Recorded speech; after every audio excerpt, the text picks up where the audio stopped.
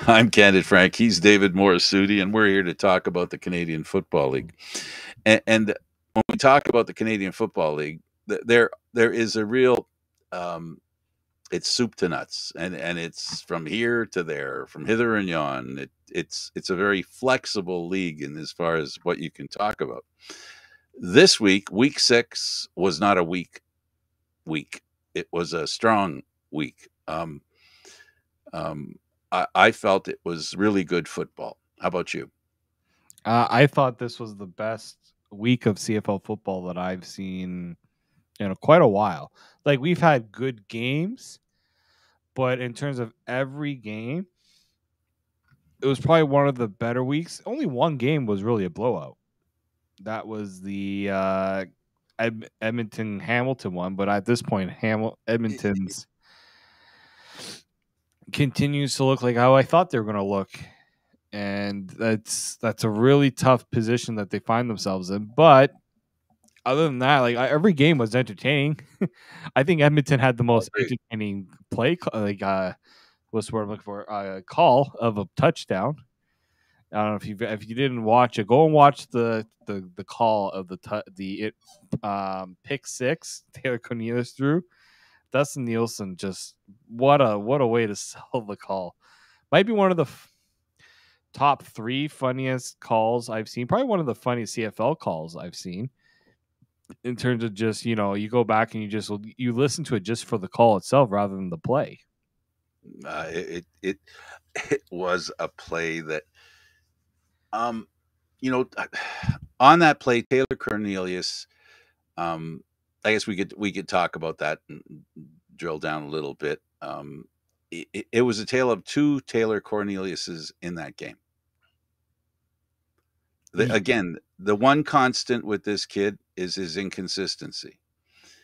The other constant is we're all aware that he can be a really good quarterback, and he is a threat to run at any given moment and do it very well. Probably the best of any, I think the best of any quarterback. He has the run ability that probably better than any quarterback in the Canadian Football League. I know Adams is really good, but this kid's big and he's hard to take down. He is. I mean, that's what made him such a interesting quarterback, right? Because we knew that he has the elusiveness. We knew he can use his legs. It's just, can he do the thing that every quarterback needs to do, and that's throw the ball. That's the thing. That's the one that everyone's waiting for. If he can get that together, he could be a good CFL quarterback. Unfortunately, he just doesn't have that. He does Not not yet. have that. I don't know. I don't know if well, my jury is out on whether he can be a number one CFL quarterback. The truth of the matter is that his inaccuracy and his throwing interceptions gets in the way of believing that he could be a quarterback that can win football games. It's not good enough to look good for a half. Quarterbacks have to look good for the whole game, and they have to basically um, give the advantage to the team to win. And the defense basically sets the table for them. So you do need good defenses because field position is important. But we know also that offensive lines are priceless in the Canadian Football League by virtue of how important the quarterbacks are. And they are a tandem. There is no really good quarterback without a decent offensive line. Yeah, I mean, you're seeing the best case of that is look at Cody Fajardo right now in Montreal. If he had a better offensive line, I think he would have a. I mean, I think he has the weapons. That's been proven.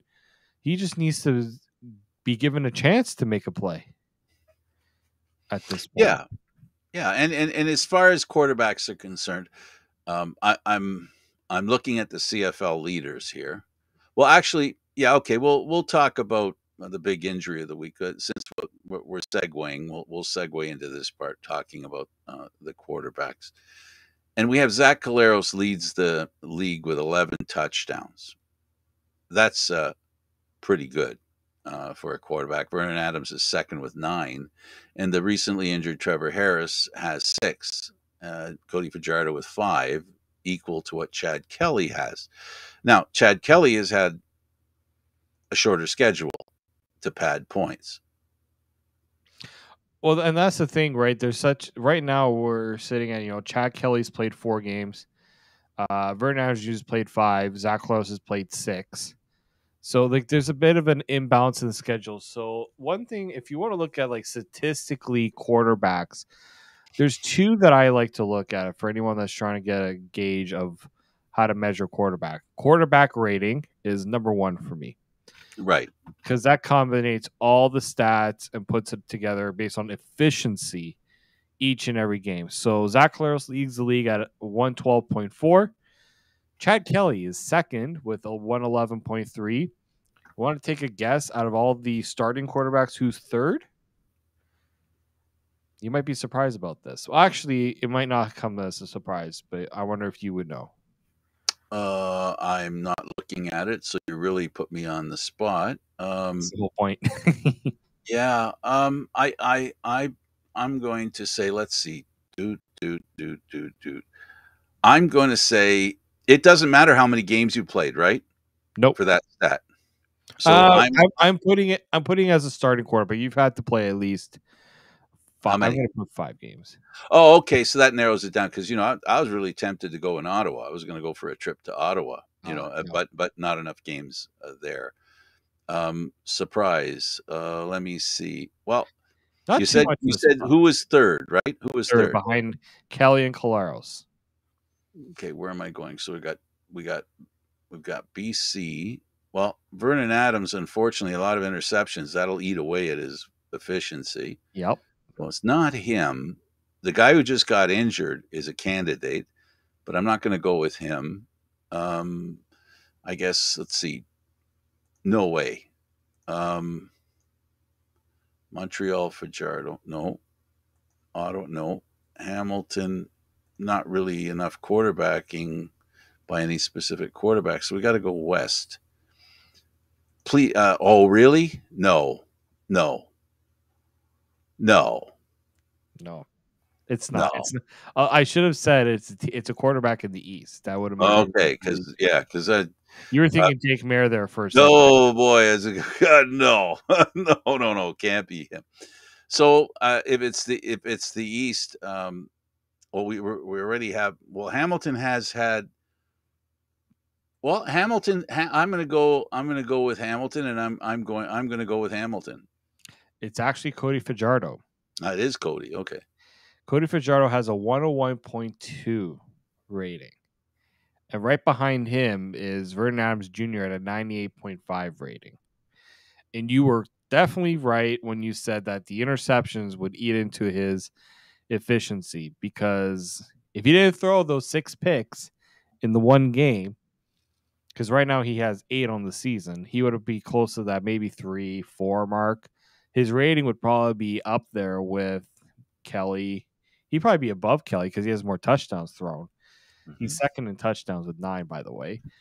Yeah, so quarterback, but it's a good stat in that regard. Now, it also can accumulate one bad game into the rating, and that impacts it. I mean, Vernon Adams is the only quarterback that's averaging over 300 yards a game, believe it or not. No, I believe it. Because even when he threw the 6 interceptions, he threw for 300 yards. Yeah. So if you're looking at all the teams that are having success this year, and in my opinion, there's 4 teams that look like, okay, these are 4 really good teams that should all their quarterbacks. Yeah, Vernon is under the 100 mark, but if he does better in his next game, he'll be over the 100 mark. So am I guessing BC, Edmonton, Toronto, Montreal? Winnipeg. No, you mixed up Colaros and Cornelius. BC, Winnipeg. Oh, sorry. BC. Winnipeg. Yeah. Edmonton definitely does not have the quarterback. BC, I'm glad you corrected my mistake. Obviously, I was going with Colaros. Yeah. So, but now we're talking about the good games this weekend, and we're talking about the quarterbacks. A lot of these games were good because the quarterbacks were good. Yes. Right? The teams there still was the kick returns for touchdowns. There were a Yep. couple of those. They still existed. Some great sacks, some great defense, pinning down offenses. There was everything. They weren't great games because of any specific, you know, uh, team. They had everything. The games had everything. Yeah. And what they didn't have was there were penalties, but the penalties weren't something that, how it happens sometimes. We get these penalties and we're talking about the penalties because they're the most exciting thing that happened or the most important thing to discuss. It looks I was right. My computer was updating. It just asked me if I wanted to reboot the computer. So yeah, that's why it was so slow. Yeah, I just think the games were well rounded, and former coach of the BC Lions and the Toronto Argonauts posted on Facebook, "No lead is safe," and I'm talking about Adam Rita. And it was a perfect week uh, to use that phrase. The Canadian Football League was always notorious for no lead being safe, and this weekend was basically no lead was safe. Yeah. Even the game that was a rout, because the Edmonton could have won that game easily, and then they just fell flat on their face Then they and decided they didn't want to took win the over. game. Yeah, No, I mean, and that's true. I think every game had compelling storylines to it, right? absolutely. Hamilton, I mean, you see Schultz go down. You wonder what the new kid can do. First throw in the CFL and it's a touchdown. Yeah, Like that's the CFL for you though sometimes. It's a real roller coaster, right? I mean, look at I mean, by far the best game of the week was the Winnipeg Ottawa one. oh my goodness, but not by much, only No. because of how good the rest of the games were. But that game was. We talked about it after the game, and it was probably the most appreciated victory by the fans of the Ottawa Red Blacks since they won the Grey Cup. Yeah. And the team as well, for that matter. If when the touchdown was scored and the excitement on the sidelines becoming on the field was palpable, there was a lot of happiness by the Ottawa Red Black organization, not Yeah. just the players No, I mean and fans, of like course. here's the thing, like we know that Winnipeg has a target on their back as the team. That's the team that you have to measure yourself against. That's the team you're going to have to beat week in, week out. So of course, that game meant a lot. You know, with Dustin Crum, obviously the big plays he made were the ones with his legs. I think there's still a little bit of work to be done to show he can be in terms of passing and whether if a team's going to try their best now to take the running ability of his away. But I mean, like Winnipeg, it just what it was for me when I was watching that game. Winnipeg they kind of looked shell shocked. They didn't know. They just felt like, what? This doesn't happen to us. And that's the sense I got watching that game is this Winnipeg. Like, That's definitely the look that some of the players and the coach had when that final touchdown was scored. They were looking back on the field going, "Did I really see that? Is that what happened?" yeah. Even I mean, you talk about the fan reaction, the players on Ottawa. I just think the Winnipeg reaction was probably more, was more so. And I'm looking back at the stats from the game. Winnipeg was 8 of 20 in second down conversions. That's not their deal. That's not the way they do it. Net offense pretty much identical. Actually, Ottawa ran more plays. Ottawa had 47 minutes. I mean, this could be wrong because we know the CFL stats. It's a little off at times. We've noticed this during the games as well. Frank and I have made that. Well, there was overtime, so there were extra minutes there. The 47. Well, but they don't. But here's the thing: in overtime, they don't actually show the time of regulation, right? They don't. No, because it's just you're playing. You You're just just get doing possession, two you just get possessions, too many. You're going possession for possession, right? So I think no Winnipeg. This is going to be a real true. This is the first real true test I think this team is going to have in a regular season. Because all these years, the regular season, like last year, their biggest They've challenge was dominated. They've they dominated. dominated, right? Yeah. Montreal won that one game to end their winning streak, but then they kind of brushed it off and they made it all the way to the Grey Cup. This is the first time where they've lost 2 games through the first 6 weeks of the season. Yeah, it's not just that they lost 2 games; it's who they lost the games to. Yeah, like they lose to BC and they get flat out dominated, and then they blow a 16-point lead to Ottawa. They allow Ottawa to outscore. Actually, sorry, 19 straight points. They allowed Ottawa to outscore them 19-0 in the fourth quarter. Yes. And I'm not playing down BC. The point I'm trying to make is that in the big games up until this year, not just the teams that aren't as good as them, playing down to the level of other teams, which they didn't do until this year, but also they've always been a team that plays up to the best teams. They save their best football for the best teams, and that's what shocked me in that game against BC. They didn't look like Winnipeg. They were confused. Actually, they looked a lot like they did against Winnipeg. Come to think of it, the same confusion, the same inability to do the basic fundamentals of winning football. The running game abandoned them. Receivers weren't hanging on to the ball. Their defense wasn't as dominant as we're accustomed to seeing it, which is why their leading defensive player going off the field looked back at the field and he gave the look of, what the heck just happened? He looked back there almost to say, I don't believe what happened. He had to look on the field to make sure. He was kind of pinching himself. So I agree with you that, Winnipeg looks fallible now. Well, yes, the body language, right? That makes you wonder, can they like they're going to have to find a way to mentally recover from this. This is not But they it's could not make them dangerous too, right? It could make right. them dangerous.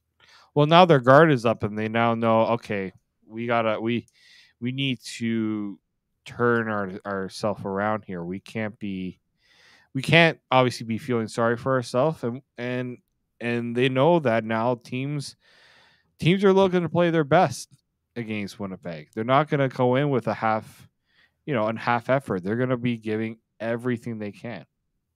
And you know how quickly stuff changes. You know how quickly it changes. Before this weekend, it was Winnipeg, BC, and Saskatchewan in the playoffs. The other 2 teams didn't look. The Alberta teams did not look like they were going to make the playoffs. After this weekend, that changed mightily. Calgary all of a sudden is in the picture again. Saskatchewan is doubtful, and Winnipeg is prone. So the season has gotten very interesting now, especially in the West, as it always is in the East, by the way. Yeah, I mean the West. I mean, I think many will say that it's still BC, Winnipeg, 1 and 2. However, those 2 will finish. Third place now remains. That remains a very intriguing position for me because of what's happened now, especially with the Let's injury. talk about it. What happened to Saskatchewan that has dropped them off the predictable into the playoffs position? Unfortunately, they just lost their starting quarterback, right? I Are saw they fine at quarterback? I'm just wondering. Just a question. well, Because I'm sure there's a lot of Saskatchewan fans are wondering if they're fine at quarterback. the well, I'm sure many are right now wondering that themselves. Like I'm sure you saw the hit. The last thing I thought about was that type of injury. It didn't look. I mean, obviously, There were 2 occasions before that where he could have been injured like that Yeah, in the game. There were 2 occasions. It was a very physical game, He and was underneath defenders a lot in that game. it was you know what it was. It was the force of the hit, and that was the jarring part. Like I knew that you could see that was the violence of that hit, of the collision is what did it. Obviously, when you have helmets involved too, that and what the equipment they wear, it always says that. So I actually looked up the injury itself because it's a significant injury, right? This is Mhm. it's Yes. a fracture. Yes, a fracture can heal. We know a fracture can heal. Sometimes players prefer to have a broken bone versus a tear in a Right. joint. That's why the team is suggesting he could be back in time before the end of the season, and that's why Mazzoli won't be back till next year. I think those two injuries speak to what you're talking about. Now, the problem with that Harris is going to, I mean, this is more of a future issue. Arthritis is usually something that's brought up with this sort of injury. Oh But wow. here's the thing: it was a fracture, but when they go in and look at it, they're going to also say, "Oh, there was actually some ligament damage." Hmm. That usually can happen, and I think that's why they're waiting until probably till the surgery to see how bad it is, to see if that's something they can hopefully pass off as, even if it's worst case 2 months, which I think. Like Winnipeg, Trevor Harris is unaccustomed to the incident and the game that happened this past week. He has Right. been pretty injury safe his whole career. He has been. This is, I think, the first time really he's had a significant injury like this.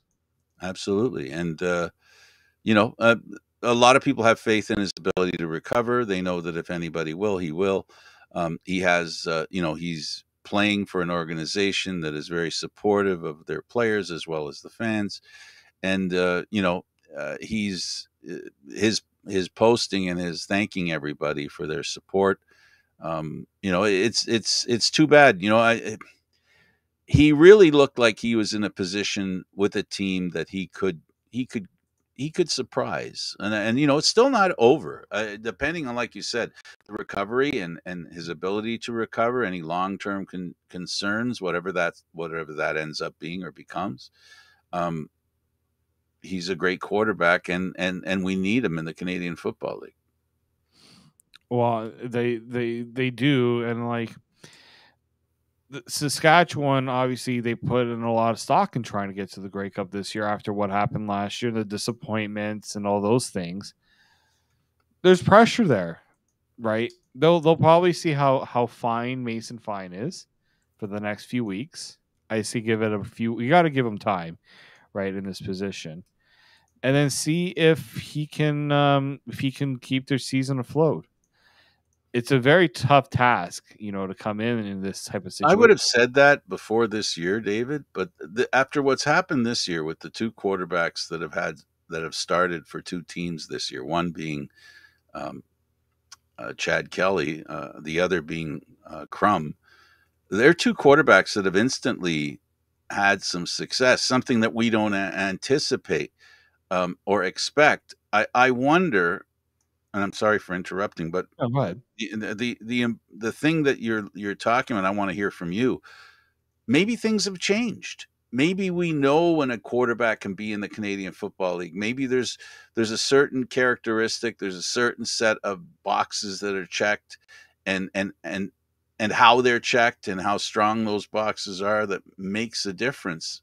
I see in Chad Kelly and Crum, I see a lot of similarities, and I'm just wondering whether other teams can figure that out, the kind of quarterback they can get. Because Fine has tried a couple of years. I'm not sure. I'm not sure anymore that it's about building up quarterbacks. I think you either have it or you don't. And I was thinking about this while I was watching Crum and watching Kelly. We were close to Caleros and Harris, and people talk about, well, they played behind Ricky Ray. They learned from the best. But soon as they got an opportunity, what did they do? They succeeded. And I see that. I'm beginning to think that that's what teams have to do. They literally have to go through a lot of quarterbacks till they find the one that seems to capture lightning in a bottle. You know what? Sometimes it's you have to kind of see what you have. I Right. don't. I think the Argos knew that with, at least with Kelly. Right. By the way, there's something I always wanted to bring up with Chad Kelly because we remember when he came to the CFL. Um, he had a crazy ambition of how many yards he could throw. You remember that? Yeah. Well, that was just he's a bit of a showman. He loves to he's got swagger. He does that. But I wonder if that was something that he seriously was trying to do, because I'm not sure his game and the way he plays. If you would have told me he was going to see how far he could run, how many touchdowns he could score, I would say, yeah, he's making a move towards that. I'm more interested in that part of his game, because he's changing some of the dynamics in the Canadian Football League where quarterbacks are running for themselves. So I just also want to clarify when he said that he says, "I know I saw that Doug Flutie threw for 5,000 or 6,000 yards in a couple of years. I want to be like him. I want to be able to throw for that many yards and take off and run when need be." He didn't say I can throw for 6,000. He says I want to be like him. Right, And right now, it's funny because Chad Kelly, that was his first big game with throwing over 350 yards, right. because he was kind of slowly building up to that, right? He wasn't really given the full reins to throw. Oh, he was on a short leash, no doubt about it. And Yeah. Dinwiddie's has proven to be very brilliant with his quarterbacks. What was impressive about that performance too? 21 of 25. He only threw 4 incompletions, and he had 351 yards. And he went deep. Yes, there was I think. Oh, I had it written down. How many? Actually, maybe I could find it. Give me 2 seconds here. The I'll give you CFL actually does keep track of how many big plays that both teams have. Let's see if I can find it quickly. No. Oh god, this is like this is always tough to figure out with their stats site. But like I read it that they had like 4 plays, I think, of like big, what the CFL deems big plays. right. That I think there was like one of like I think there's like 2 of 40 plus yards or 3 of 40 plus yards, Hmm. and one of here we go. Big plays. Toronto had 4.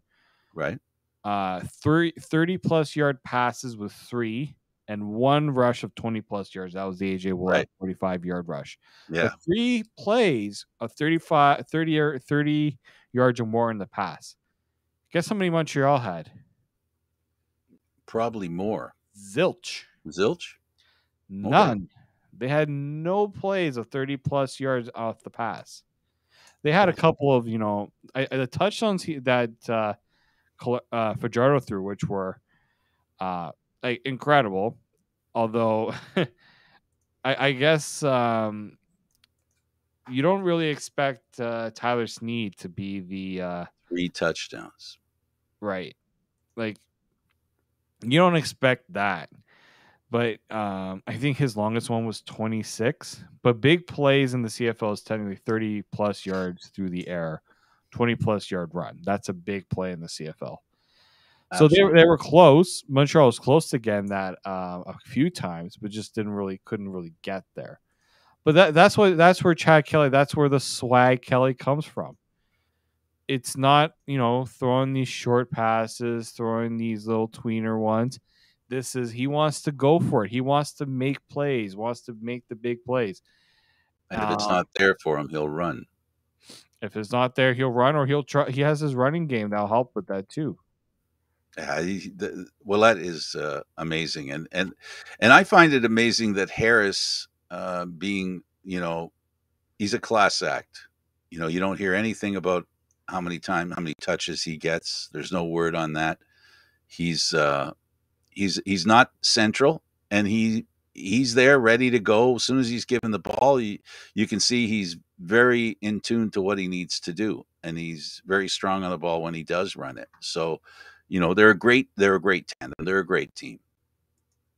No, it's a balanced team, right? Like the Argos, funny enough, Same thing with receptions. It was what, five different receivers in the first half, or six, five. yeah. Well, if you count the running back, yeah, more. This is Calgary. You're seeing the Calgary influence in Toronto, right? They're not relying on one or two receivers. They're relying on the running game. That is the Calgary special that we're seeing right now. And it's leading to a lot of success. But on top of that, what was also impressive with Kelly is that his defense didn't have a great game. Right? They allowed plays, missed opportunities, and penalties. Oy, the penalties in this game. And this is where you need your starting quarterback to pick your team up after the defense has made his life easy the last few weeks. Yeah, the Argos proved that a lot of penalties don't necessarily kill your chances of winning, No, and I didn't which get is a a chance. bad habit to get into, by the way. I'm sure if I asked Ryan Dinwiddie about it, he would have been really peeved about all the penalties and things. But he would also have been proud of the fact that his team was able to overcome that. Yes, yes, and well, the teams, great teams, good teams play well. Great teams win when they shouldn't even win. This is what the Argos do right now. They've been able to affect the best bottom line, which is winning, right? How they get there has looked different each and every game. None of the games have looked the same, and you're right. At the beginning, Chad Kelly wasn't doing that much, but what he wasn't doing was being a negative in the game. So offense, not in game one, not that impressive, but enough to allow the defense to do it and special teams to do what they can do, right? And so, then the defense comes in the next game and they destroy the opposition. And then this past game, we saw Kelly and the offense do what, makes it scary if you're the opposition, because you don't know what you're up against, and they're obviously, the Argos are a deep team in more ways than one. They're deep as well in whether it's, offense, or special teams. Even their special teams now is looking a bit impressive, as we saw in that game. Yeah, I mean, it's all coming together. That's something you're going to need throughout the season. It's going to be you're going to have to find different ways to win, find different formulas. You can't rely on the same formula because the teams are going to be like, okay, this team likes to, go for the big plays. We're going to shut down the big plays. Oh, this team likes to rely on the run game. Well, we're going to stack the box and force them to run, right? It's having the ability to say we can change the game plan when need be. And I know what, I'll give Ryan Dinwiddie credit that this is a very good second half team. They Mm-hmm. might slow out of the gate. They might not be look their best in the first half, but second half, watch out for the adjustments because they're always finding a way. Not to rain on the Argo parade, the Eastern Division, for the first time since I can't remember when you add up all the wins and losses in each division, it's the first time, and I can't remember since, where the Eastern Division has more wins than losses, and the Western Division therefore has less wins and losses. So it's the Argos have some challenges. They've got a giant target on them right now. You've got Hamilton with their victory and how they won with their quarterback doing what he did, which you pointed out, his first pass is a touchdown. They've already announced who's going to start against the Argos, and it's going to be him, and they're going to hope that he can continue with the kind of play that he's had. And then you've got Ottawa doing what they did to Winnipeg, and then having a quarterback there themselves that is a threat. And Montreal has a quarterback who's been pretty good for quite a while, and a historically great defense, under Noel. So Yeah, it's going to be. I agree with you. The Argos look fantastic, but I got to tell you, David, they're going to have some challenges. There is no soft touch right now in the Eastern Division.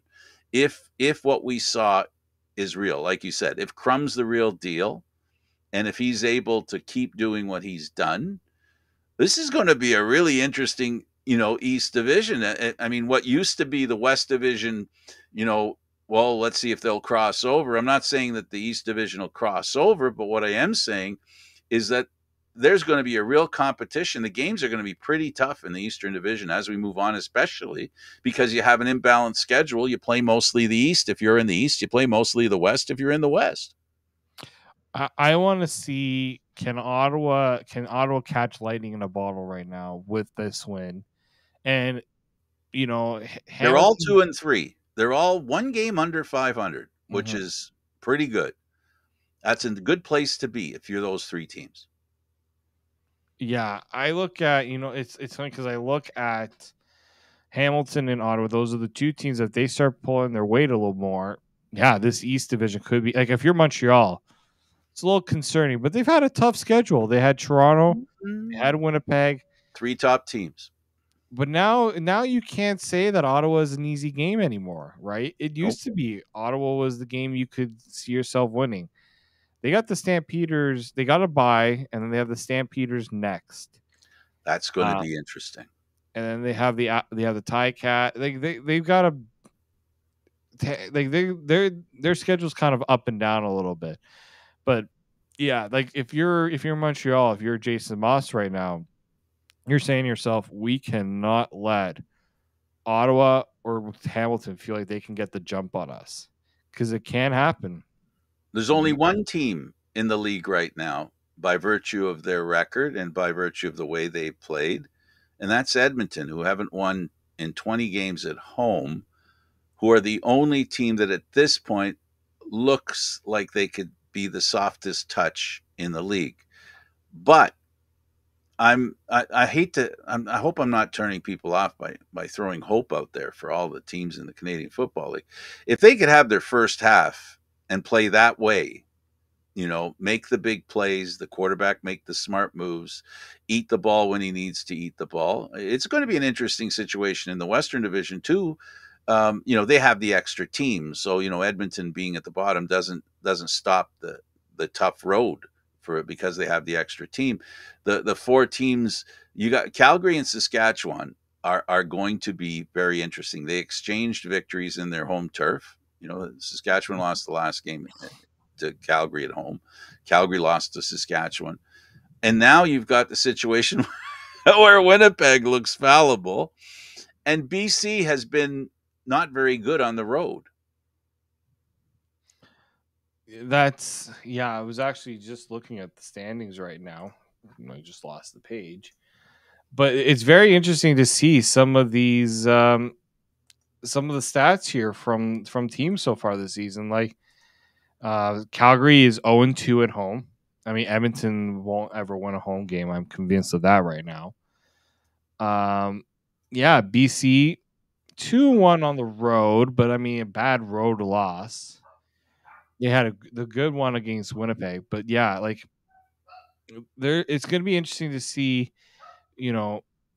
Montreal's got to find a way to win these home games. They're 1-2 right now at home. You cannot lose games at home. But they've had a tough schedule. You've pointed that out, and that's part of They the have, issue. but I mean, if they want to prove that they're a good team, they got to find a way to win these tough games as well. In my opinion, yeah, I do think Montreal. You're also seeing a new system. It's a new, they got to get comfortable a little bit here.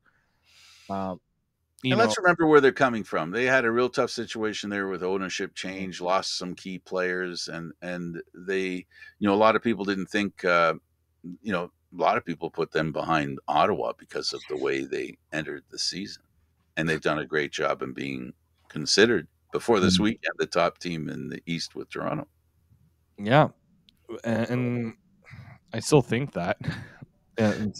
Yeah, I'm inclined to agree with you. Hamilton's depending on a rookie quarterback. Ottawa's depending on a rookie quarterback. Both those quarterbacks had, they captured cliche time lightning in a bottle in the last game. We'll see how long that lasts. I hope it lasts a bit. Nothing I like more than exciting football in the Canadian Football League. Like we said at the beginning of the program, the kind of football we watched this past weekend is a kind of football that is Canadian Football League at its best. And I'd like to see more of that. I really enjoyed watching all 4 games. Yeah. Well, that's the thing. They're going to have to find a way now to, like, if you're the CFL, these are the games you need to start. These are the games that you have to see the best come out of of these Absolutely. teams, because these are the games that have the most eyeballs on them. Summertime, people are looking for things to do. Then I actually had somebody, didn't even think I would ever hear them to say, I may want to have to look at an Argos game this year. I was What like, what oh. what was the motivation? What tipped them over? I think I've been going to games. They see that I'm at games, so they're like, oh, I haven't been to a game in a long time, right? It kind of gets that floating in that idea there. But I think it's also, their TFC hasn't been very good. Even Toronto, the Blue Jays look like The maybe Blue Jays. The Blue Jays are the Blue Jays. the Blue Jays are still going to be the team that everyone wants to go because it's a cheaper ticket and they just Team plays well. you don't have to pay attention to the game. You can just go there and Well, socialize. the new thing they've got going on, in Yeah. between the foul poles is an excitement that is new. It's a new thing, and yeah, Right. So I do think, like this is the time right now for the CFL to really try to push the summer games. They said the summer games are the most important games on the calendar for attendance and for eyeballs. So that's a good start. and The for establishing interest, and I think people also are aware of Chad Kelly.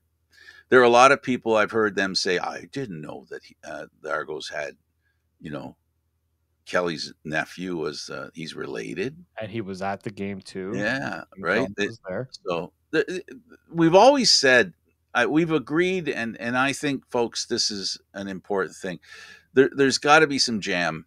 The Canadian Football League for the past few years, because they took a pause because of the pandemic, because they played fewer games another year, and because they've had trouble looking like a cool thing. This year they're starting to get that cool in. The cool part, and sorry I'm using old age terminology. I'm sure, you young folks could have a better way to describe it. They're trending. The CFL, by virtue of the kinds of games that they're having, are trending well, and crossing lines of vision that people normally don't watch the Canadian Football League. It's sort of creeping into their perimeter or periphery, and then they're saying, like your friend or a person they're saying, that looks pretty good on TV. I wonder what it's like live. Because people who like football know one thing: live football beats TV football. Yeah. It really does. I think it does anyway. The atmosphere, you can't replicate that on. You can't It's replicate. awesome on TV, but if you think it's awesome on TV, when you see it live, it's even better. Yeah, I do too. And I thought that this is a time where CFL teams, that they could do like a summer pass or something just to get people in there for the summertime. Then if you're like, you know what, I enjoyed this, maybe I'll continue to do it. Well, the Argos have packages, so you can, at least I think they still do. They used to have 3-game, 4-game packages Yeah. for a decent price. You get those, and you get a couple of friends together, and you check it out. I'm still in favor of the general admission. The Blue Jays right now have a $20 general admission. You don't have a seat, but if you can find a place to stand, you can find a place to stand. The Argos, really, that West, the TV side, I call it, Mm-hmm. $20. Make that the $20 ticket. Back in the day, the grandstand with the Blue Jays. Now, I will say, because I do know that there's quite a few season ticket holders who feel like then that you're devaluing the product, but there's no product to value if there's people aren't there to watch it. Right? Like, I understand that, the season ticket holders should always have the best seats in the world. I don't think that's a fair interpretation by the fans who think that, because the other side is not the same as the TV side, as the Mhm. you know the Oh, yeah, it's especially not the same. So your point is well taken, and maybe that's what they have to do to get people to sit on that side. They can't treat it like it's the same value as it is on on the TV side, on the or the players stand side. Uh, Let me put well, it that way. I call it is the sun side because Yeah, I know. there's still sun there, and that's tough You get in free a hot. sunglasses when you buy a ticket for that I side. mean, the good thing is that the Argos don't have any afternoon games except for I think Yeah, they can't. one. You can't have an afternoon game with on that side of the field. No. I Here's went to a TFC game in the afternoon on that side of the field, and it's torture Do you want to know, Frank, for how much me it because I have eye costs issues. if I were to tell you go and find a seat center right in the center there, the place that nobody wants to buy, hardly anyone wants to buy tickets for. You want to know how much a ticket costs in How that much? section?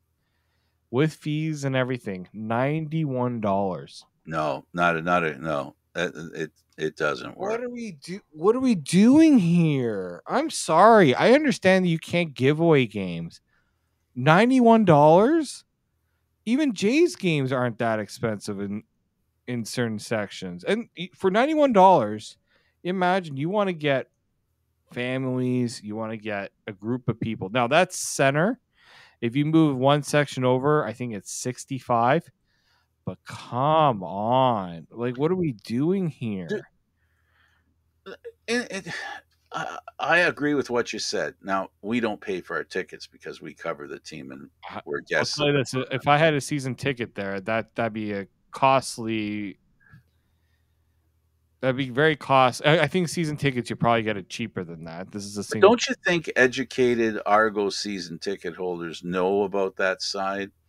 And if people just showed up there and bought tickets to go there, and then, like you said, stood in the north end zone there, there's room for a lot. There's a lot of standing room there. Mm-hmm. I like your general admission idea. Look, if you don't want to make that $20, I'm sorry, $90 is. I'm not paying $90 for that seat. In my opinion, I will pay $90 to go and watch a football game, but that's not the section to sit. In my opinion, that's not the section to sit in because it's not the rowdy side. The best side is the west side. Frank, we see it all the time. Yeah. Make that the section to be in by getting people in there. $90 tickets doesn't do it. And I Let's commend people who are spending $90 a game or whatever it is season ticket. I got to find out how much the season ticket there. let me ask you a question because you're begging me to ask you a question.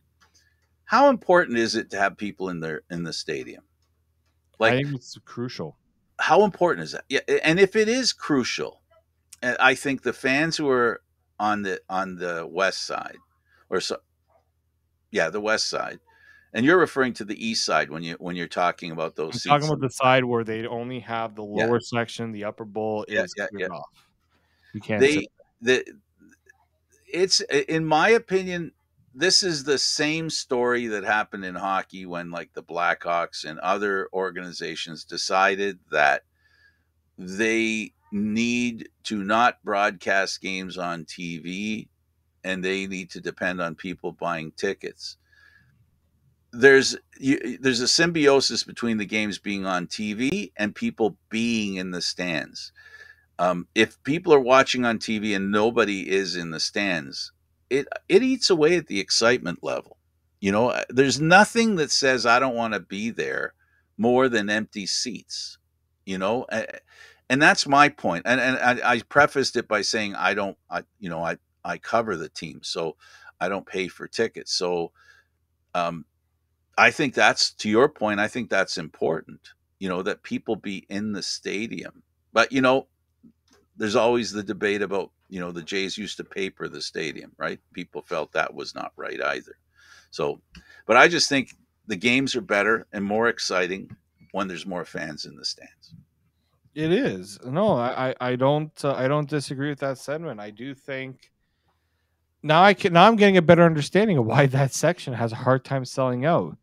$90 for that center seat, I can't see it. And that's the perception that they want to make this, it's professional football. They got to pay professional football prices. Well, yes, but it's also, don't you want to get, if you get that person in the seat, let's say $40, cut that price in half. What that person's not spending on the ticket, they're spending in beer, they're spending in other concessions that you definitely make a lot more money on.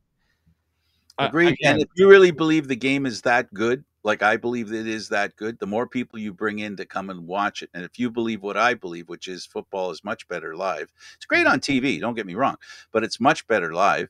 And if I'm right and the statements that I've just made are believable, then you want to get people in the stands. It's more important not how much they pay to come, but to come.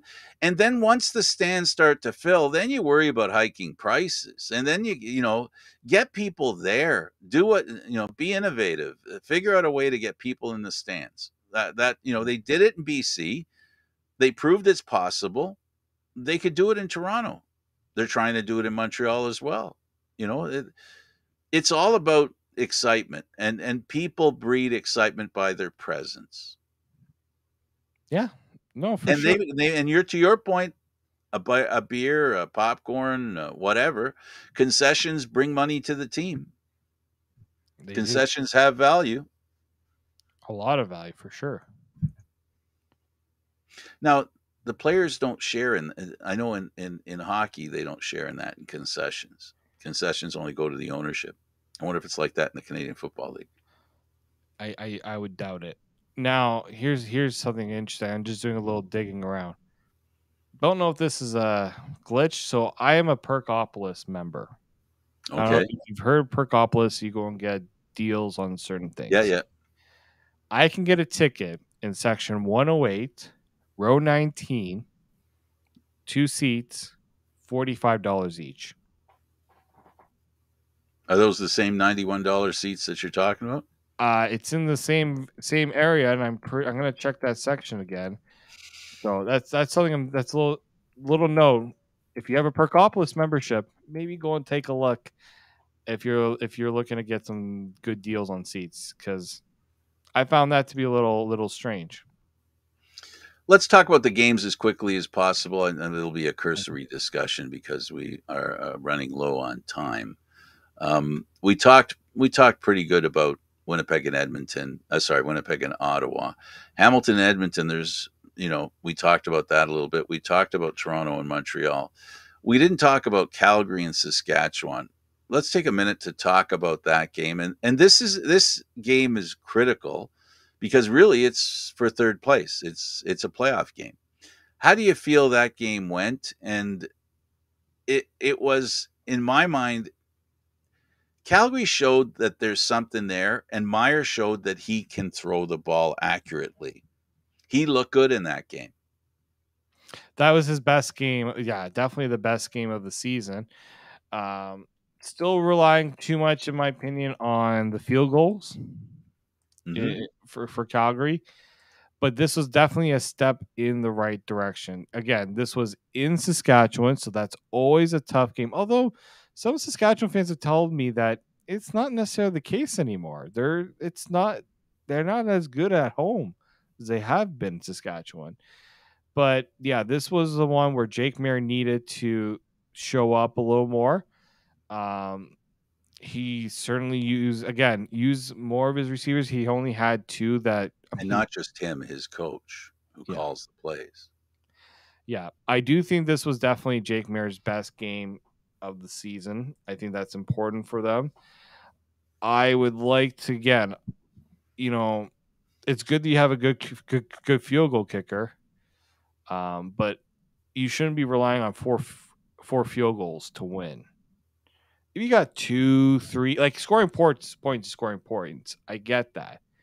But when your quarterback has over 315 yards, he had 2 touchdowns, which is good, but turn one of those touchdowns, those field goals, into a touchdown, and this isn't a close game. Like, they barely won this game. They would win that. They would have won this game if they weren't relying on field goals. In my opinion, this is something Calgary's going to have to work on. They got to find a way to get more touchdowns. Again, they scored 33 points. That's good for any CFL team. But Agreed. you need to be more productive when you're, especially they were 3 for 3 in the red zone. That's good. But I do think they got to find ways to get more touchdowns. Yeah. Okay, And this is, this is on Dickinson, Dave, Calgary.